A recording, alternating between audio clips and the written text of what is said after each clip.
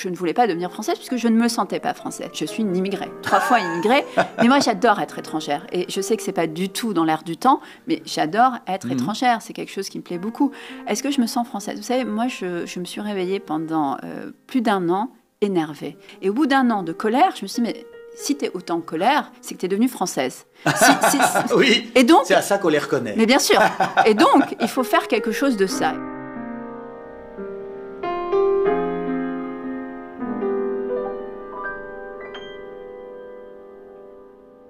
Salut les intellos.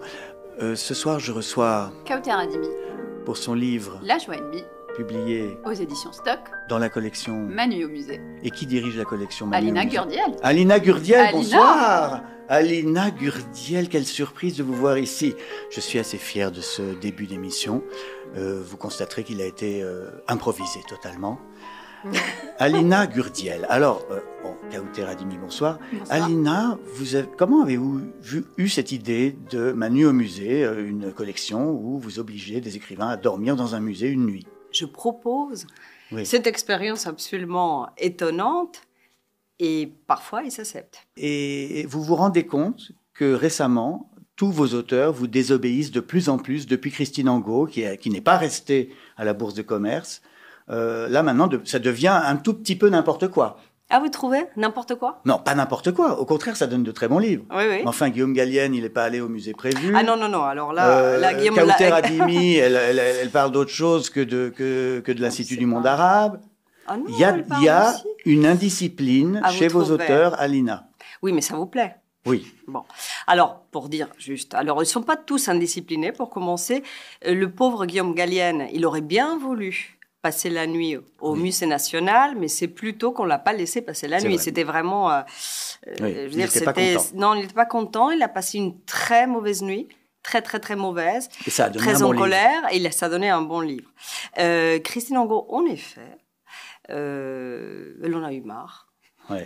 Et elle est partie. Et il est parti allée à dîner 1h avec sa du fille. matin, il a dîné, il s'est promené, il y avait bien 2 lits de camp.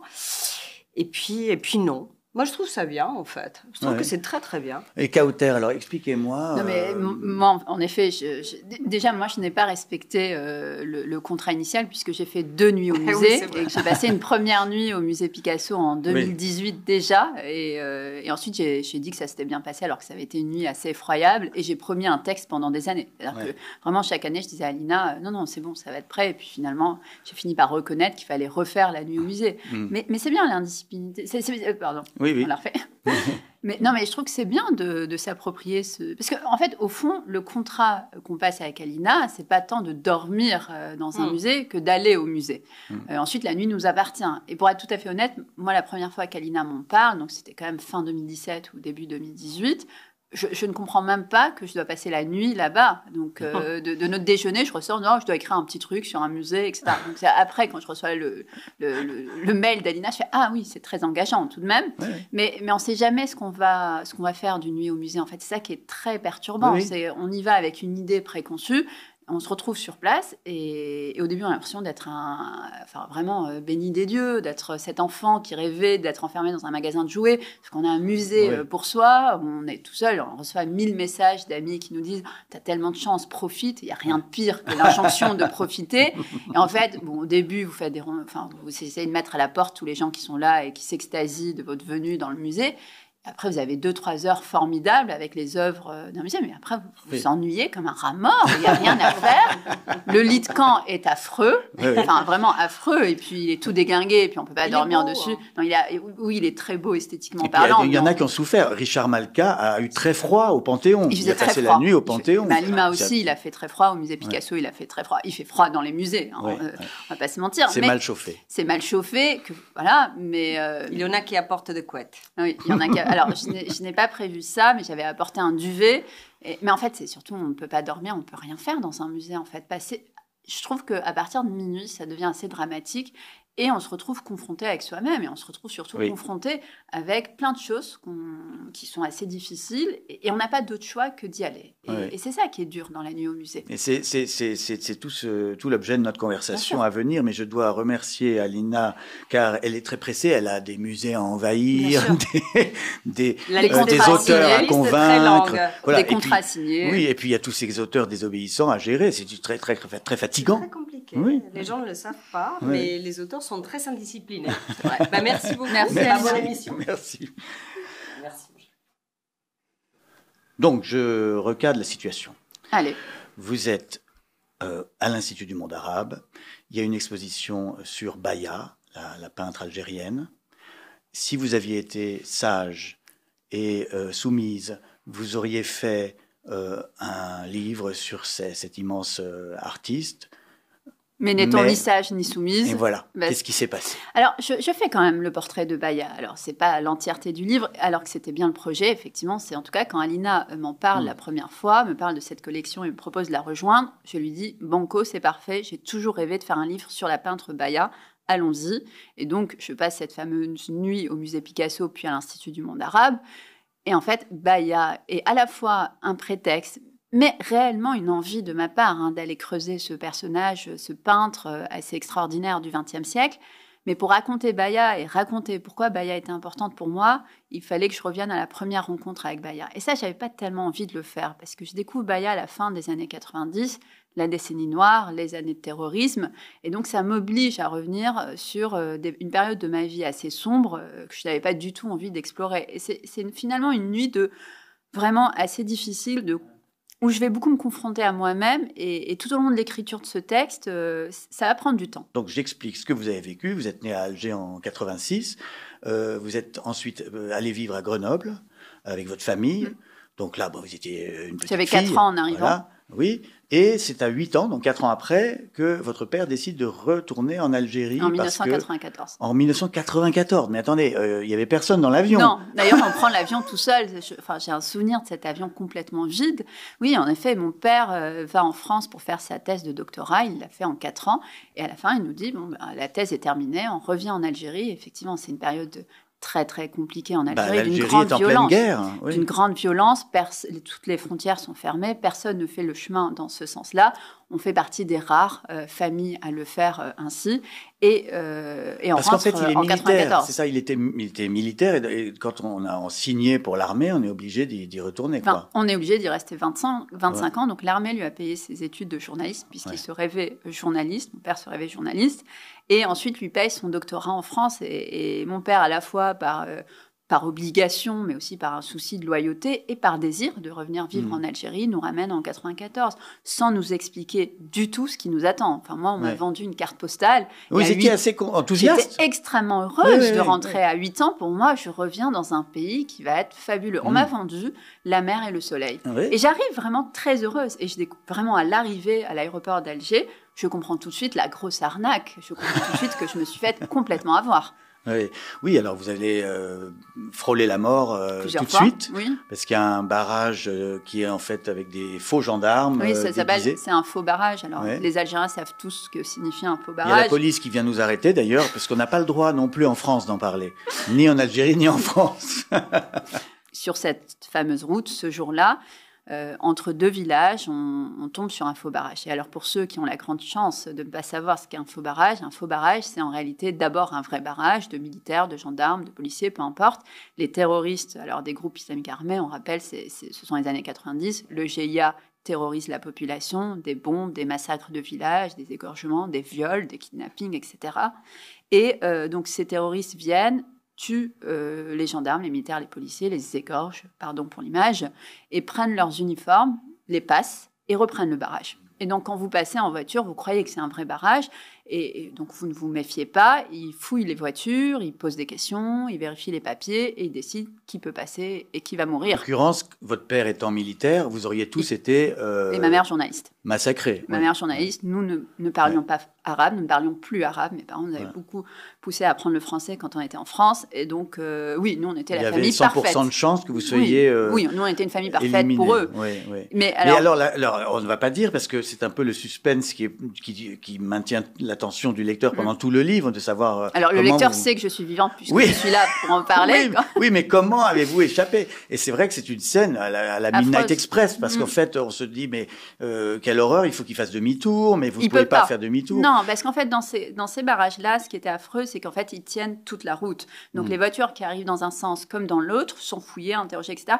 Et avancent tout doucement. Donc, on n'a pas les moyens. On ne peut pas faire demi-tour. Il y a des voitures derrière nous, des voitures devant, des voitures dans l'autre fil. Et ils ont des mitraillettes. Donc, mon père comprend très vite que c'est un faux barrage. C'est-à-dire, avec quelques voitures... Il cache ses papiers. Oui, il dit à ma mère, c'est un faux barrage. Et ma mère... panique entièrement. Elle est sûre qu'on va mourir ce jour-là. Et après, mon père est quelqu'un de très optimiste. Et jusqu'au bout, il disait, mais j'étais sûre que ça se passerait bien. Alors, et ce que j'essaie aussi de faire dans ce livre, c'est de me dire, mais ce jour-là, dans cette voiture-là, qu'est-ce que tu te dis? Quand même, tu nous as ramenés 24 heures plus tôt, oui, en étant sûr que ça se passerait bien. Je vais vous coincer. Coincez-moi. Parce que vous-même... Vous êtes très optimiste. Oui. Vous écrivez là sur un sujet qui est tabou dans votre pays, dans l'Algérie, qui est la guerre civile des années 90, qui a valu pas mal d'emmerdes à Kamel Daoud, que j'ai reçu ici aussi. Et vous retournez en Algérie régulièrement. Vous y retournez même à la fin du mois d'octobre, au salon d'Alger, alors qu'aucun écrivain français n'y va. Mais moi, je suis algérienne. Oui, donc mais je peux. Algérienne et naturalisée française quand même. Et vous allez là-bas... avec une certaine confiance, je dois dire. Moi, j'ai un petit peu peur pour vous. Hein. Vous pensez pas qu'il y a un danger en retournant régulièrement en Algérie? Regardez ce qui est arrivé à Boualem Sansal. Alors, mon livre est sorti en Algérie aux éditions Barzac. J'ai la chance d'avoir le même éditeur sur tous mes livres et qui m'accompagne depuis le premier jour et qui prend les risques presque autant que moi sur tous mes livres. Ensuite, moi, je réfléchis pas tellement. On m'a beaucoup demandé est-ce que vous avez peur, etc.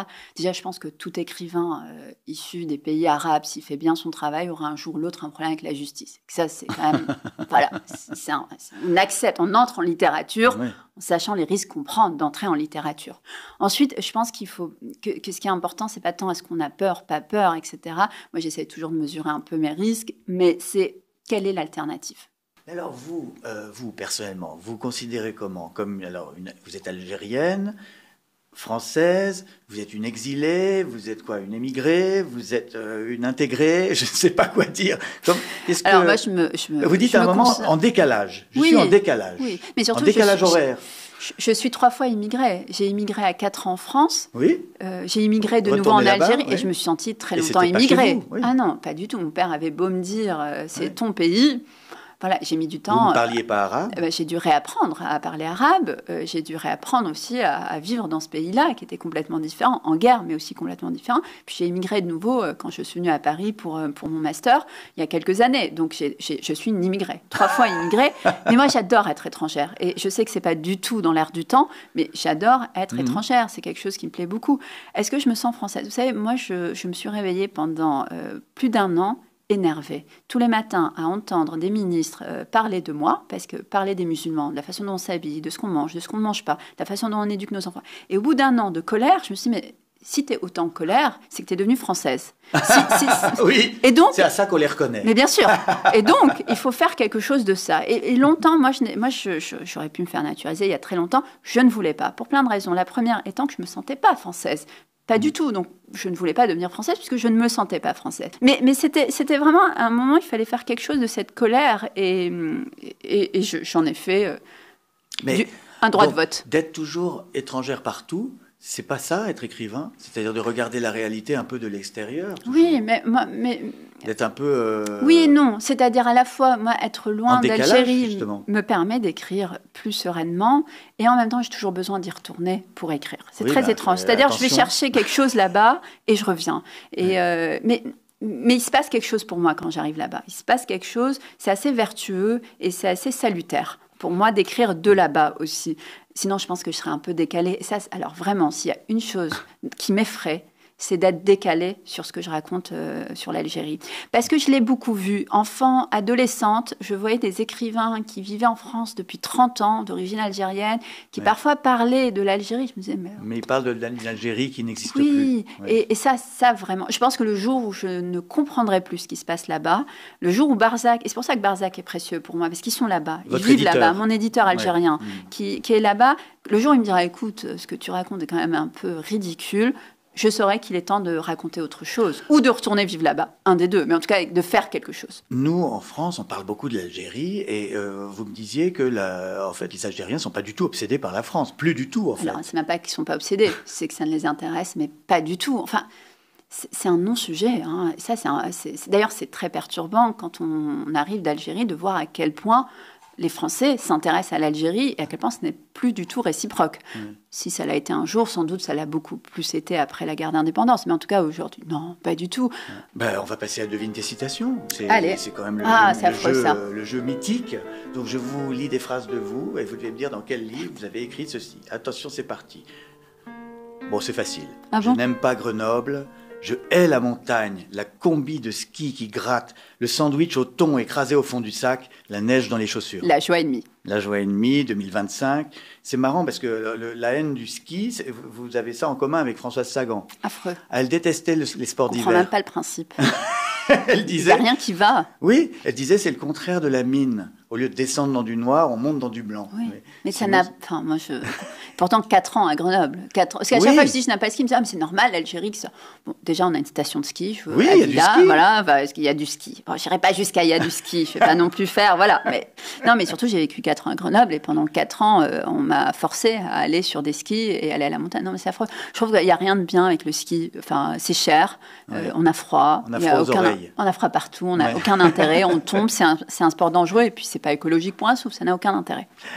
Autre phrase de vous. Dès votre arrivée à Alger, il vous faudra prendre les rues en pente, les monter, puis les descendre. Nos richesses. Insipide de Nos richesses 2017. Elle connaît ses livres. Enfin, je connais les derniers. Et déjà, dans ce livre-là, il y avait d'autres phrases. Par exemple, des siècles que nous assassinons sur ces mêmes terrasses. Ou encore, oubliez que les chemins sont imbibés de rouge, que ce rouge n'a pas été lavé, et que chaque jour, nos pas s'y enfoncent un peu plus. C'était des années 90, bien sûr. C'était des années 90. Ah, oui. Mais c'est pour ça, ça a toujours été là, en fait. Là, je vous mets encore plus dans l'embarras pour votre prochaine visite dans votre pays. Enfin, votre pays, je ne sais pas. C'est mon pays. C'est votre pays. Alors, autre phrase. Toutes les guerres font la même chose aux hommes. Elles transforment vos yeux en 2 billes figées. J'ai un doute. Je ne sais plus si c'est au vent mauvais ou si c'est des pierres dans ma poche. Ça doit être au vent mauvais. Oui, au vent mauvais. Sûre. Ah, 2022, vous avez pour l'instant 100% de bonnes réponses. Donc ça veut dire que j'écris mes livres. Oui, ça veut dire que vous écrivez vous-même vos livres et que vous les relisez. Oui, voilà. Non, je avant publication. Oui, voilà. Après, non. Autre phrase. Page 119, paragraphe 3, ligne 10. Il y a une coquille. Je n'ai rien à ajouter. Bonne chance pour ton livre. Ça, c'est un texto de mon père et c'est dans la joie et demie. Oui. Véridique. Pourquoi cette fin ? Est-ce que vous pensez que le fait qu'il vous critique juste pour une coquille et qu'il dise j'ai rien à ajouter, c'est qu'il a compris ou qu'il s'en fout ? Ah non, il s'en fout pas. Mon père ne s'en fout pas du tout. Et mon père est assez marrant. C'est pas forcément l'image que je donne de lui dans le livre, mais il est assez marrant. Et non, c'est de dire. Ça veut dire que tu as bien fait de le faire. Je vais vous dire ce que ça veut dire. Ça veut dire je répugne à toucher à ton livre parce que c'est ton livre. Et je ne ferai jamais le censeur. Et ça, c'est assez étonnant parce que mes parents sont très intrusifs sur absolument tous les sujets, mais sur la littérature, il y a un tel respect de ce qu'est la littérature qu'ils n'ont jamais eu une seule volonté de changer ne serait-ce qu'un mot. Et donc c'est ça que ça veut dire pour mon père. C'est ton livre, c'est ta vision, c'est ta façon de le raconter, il est à toi. Ou alors, il a prévu d'écrire lui-même un livre et il n'a pas envie de me raconter l'histoire. Ce qui est tout à fait probable aussi. Je continue sans transition. Phrase de vous. Où avez-vous écrit ceci ? Parfois, c'est tout ce dont on a besoin, pleurer avec quelqu'un. Non, j'ai pas écrit ça. Si. Non. Si. Attendez. C'est pas... Pourquoi vous trouvez ça con ? Ouais, non. Attendez. Et puis surtout, ça me ressemble pas. Non, je le fais dire à quelqu'un. C'est affreux. Peut-être c'est un personnage. Attendez. Au vent mauvais ? Non, c'est des pierres dans ma poche. Ah oui, elle 2016. pleure avec Clotilde. Tout à fait. J'avais oublié. Oui. Alors, ce titre, des pierres dans ma poche, ça fait une allusion à Virginia Woolf qui s'est suicidée comme ça, en allant dans une rivière. Vous avez voulu vous suicider, vous ? Non, écoutez, moi j'ai un appétit de la vie incroyable. Mais ce qui est normal par rapport aux années 90. Donc non, moi je ferai toujours tout pour survivre et pour vivre aussi longtemps que possible. Attention, parce que là, je vais aller dans une question à la Léa Salamé. Allez. Vous êtes prêts ou pas ? Oui, je vais bien. Non, c'est pas... Non, c'est pas ça, c'est pire. Et alors, est-ce que vous avez trouvé quelqu'un avec qui pleurer?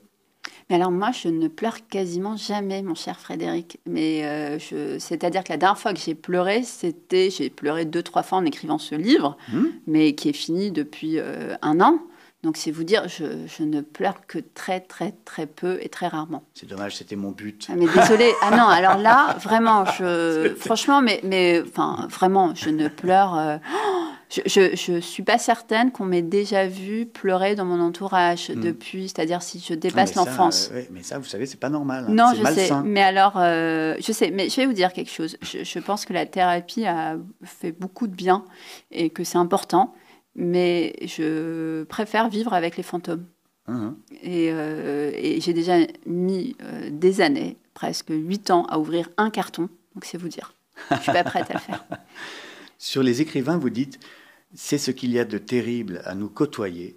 Nous pouvons écouter, acquiescer, sourire même, mais une part de nous est ailleurs. Oui, ça c'est dans La joie et nuit, et c'est quelque chose auquel je crois profondément. C'est que quand vous êtes en écriture, quoi qu'il se passe, vous n'êtes pas vraiment totalement là, et peu importe la personne avec qui vous êtes. Mais en tout cas, en écriture, même si je suis... mais peu importe. On est concentré. Non, mais je ne suis pas là, en fait, quasiment à moitié. En tout cas c'est impossible. Il y a que l'écriture qui a 100% de mon attention quand je suis en écriture. Sinon, je suis là qu'à moitié et par là, par devoir. exemple, vous êtes ici complètement ou vous êtes ailleurs en ce moment? Oui, parce que je n'ai pas vraiment commencé l'écriture réelle de mon livre. Donc, je suis totalement là. Ah, merci. Je suis très content. Le questionnaire de BD, très important, évidemment. Pourquoi un jeune devrait-il lire votre livre au lieu de scroller sur TikTok? C'est important, cette question, aujourd'hui, là. Elle est dure, voilà. Pourquoi choisir ce livre? Je vais vous dire pourquoi. Parce que sur TikTok, il verra une réalité bien plus intéressante que la sienne, alors que s'il lit mon livre, il se dirait que c'est quand même pas mal, sa vie. Pensez-vous qu'un écrivain doit être gentil? Non. Enfin, non. Un écrivain doit être vrai. Au sens où il doit écrire quelque chose qui vient des tripes. Gentil, c'est accessoire. Non, puis c'est pas vraiment une qualité, gentil. C'est affreux parce que c'est une tendance de la littérature aujourd'hui, des écrivains gentils qui font du bien et tout ça. Votre livre ne fait pas du bien. Voilà. Ah non. Moi, pour moi, la littérature, elle n'est pas là pour faire du bien. Elle remue, mais non. Est-ce que vous fantasmez sur J.D. Salinger qui n'a jamais donné d'interview de sa vie? Je trouve que c'est un luxe. Et oui, alors est-ce que je fantasme? Non, mais je trouve que c'est un luxe. Parce que vous êtes... Que j'aimerais avoir un jour. On vous invite un peu partout, vous pourriez dire non. Je dis non à plein d'endroits et à plein de gens. Oh, bah alors merci d'être là. Avec plaisir. Un roman doit-il réparer le monde? Non, enfin pas pour moi, je ne vois pas comment en fait. Mais un roman peut être un écho au monde et je pense qu'on comprend mieux le monde ou une partie du monde avec un roman. Mais il répare rien. Il faut sortir de ça. Quel est votre chef-d'œuvre? Oh, je ne l'ai pas encore écrit. Je pense que ce livre est peut-être mon meilleur, honnêtement. Mais le chef-d'œuvre, je ne l'ai pas encore écrit. Je reviendrai pour le chef-d'œuvre. Je suis d'accord, je le pense aussi. Êtes-vous une ouin-ouin? Non. Et vous? Moi, oui. Ah oui. Pas étonnant. Le but de la littérature est-il de mentir sans se faire prendre? Non. Après, on passe un pacte quand on entre en livre. On passe le pacte que tout est vrai et que tout est faux. C'est-à-dire que tout est vrai dans la sincérité la plus absolue de l'envie de raconter une histoire, mais ça vraiment, et tout n'est pas tout à fait vrai au sens de l'archive. On en revient à ça. Mais par exemple, là, vous avez besoin de créer cette attente avec le faux barrage où on se demande comment vous allez vous en sortir. Et du coup, c'est une manière un peu à droite de raconter l'histoire. Oui, mais c'est pas un mensonge. Non, c'est pas un mensonge. Non, c'est pas un mensonge. Qui est le meilleur écrivain français vivant? Elle est affreuse, cette question. Oui, affreuse. Kundera. Ah, mais il est mort, je veux un vivant. Non, l'homme est mort, mais l'écrivain est vivant. Donc ça marche. Kundera. Vous savez que je l'ai rencontré? Oui, moi aussi. Mais moi, je ne savais pas qui c'était. Ah bon? Après ce fameux prix de jeune écrivain, je le croise dans un café. Il me dit, je suis écrivain. Je lui dis, moi aussi. Et je suis Milan Kundera. Je lui dis, je suis Kauter Adimi. Et c'était en 2007, je crois. Ça a dû le faire marrer. Oui, c'est bien marré.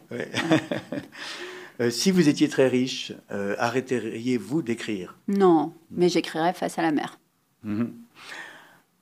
La phrase de vous dont vous êtes la plus fière? C'est très égocentrique comme question. Oui, mais c'est écrit par un égocentrique. Le talent n'est rien, il faut de l'inspiration et de l'ambition. C'est dans Picsou. Je me l'approprie. Avez-vous menti durant cette conversation? Pas autant que je pensais. Non. La question pharaonique de 451, imaginons un monde où les livres sont interdits, comme peut-être parfois en Algérie. Certains livres sont interdits. Et quel livre seriez-vous prête à apprendre par cœur pour le sauver, le transmettre? La soif d'Assia Djebar, son premier roman. Qui n'existe plus en France, qui est publié en Algérie, et c'est l'entrée en littérature d'une grande écrivaine. C'est celui que j'apprendrai par cœur. Et puis il n'est pas trop long, donc ça va. Qui est entré à l'Académie française. Qui est entré à l'Académie française, tout à fait. Vous vous présenterez un jour à l'Académie française? Oh là on dérive du questionnaire. Ça serait... Non, oui. Je ne sais pas. Honnêtement, là, je suis incapable de vous répondre. Je suis un peu jeune, peut-être encore. Je vais m'en sortir comme ça. Y a-t-il un livre qui vous a sauvé la vie? Moi, la littérature, en tout cas, m'a permis de m'échapper à la réalité des années 90. Je me suis engouffrée dans la littérature. Ah oui, parce que... Vous lisiez énormément là-bas? Énormément. En tout cas, ce que je trouvais, et je n'en trouvais pas beaucoup. J'ai commencé à écrire à 8 ans un livre, parce que je ne trouvais pas de livre et que je voulais lire quelque chose. Donc je me suis quand même beaucoup cachée dans la littérature pour ne pas affronter le réel ou m'échapper du réel qui était assez affreux. Donc en cela, j'ai été sauvée par la littérature. Est-ce qu'il y a un livre en particulier? Je dirais peut-être Les Nuits blanches de Dostoïevski m'a permis à la fois d'échapper à la vie et de rentrer dans une mélancolie, une tristesse bienvenue qui m'a sans doute un peu sauvée de ma propre mélancolie. Merci infiniment, Kauter Adimi, d'être venu discuter nonchalamment de sujets horriblement graves. C'est La joie ennemie aux éditions Stock, que je vous ordonne de lire, bien sûr. Vous devez m'obéir, contrairement à Kauter qui désobéit à son éditrice. Abonnez-vous, bien sûr, cliquez partout. Je le dis chaque semaine, mais c'est pour nous aider et soutenir ce programme, qui est au fond la seule émission littéraire où les auteurs peuvent parler plus de 10 minutes. C'est tout de même assez rare. Hein? Oui. Un luxe. Que dire de plus à part lisez des livres, sinon vous mourrez idiot. Mais vous le savez. Bonsoir. Merci. Bonsoir.